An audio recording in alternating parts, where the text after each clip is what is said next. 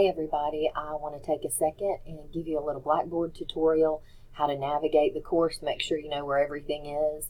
When you open the course, it's going to default to announcements, and you're going to see a permanent announcement where I will link the syllabus with the due dates.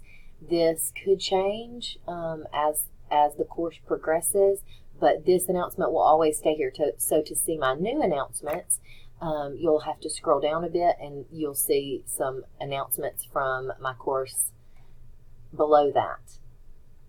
The oldest announcements will be at the very bottom, so if you've missed, it's a few days before you've logged in, you missed something, scroll all the way to the bottom and then move upward. The next tab I'd like to direct you to is Begin Course Here, helpful hint videos, Blackboard tutorial. Then you'll see the syllabus and the due dates again here. Instructor Info is an important tab because it has an email link to me. So if you want to email me, click this link and you will send it. Your option will just say to instructors, and you'll click instructor and email it. If you email me through another format, then I will request that you email me this way because it automatically puts your course number with your name and your information in the email. Next, textbook, discussion board, that's pretty self-explanatory.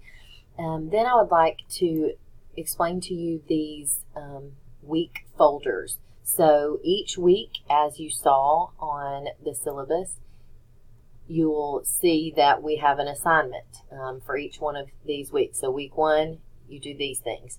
So when you click on week 1, it has everything you need to do, and it will have a link to discussion board when you need it. For the exam weeks, it will have exams that will open at specific times. The reviews will be here in the exam folder as well, that you can work on all the weeks leading up to that. So you'll know that you're finished with a week of work once you've completed everything in the week file, the appropriate week file. I hope that helps you navigate Blackboard a little better. Make sure you email if you have questions.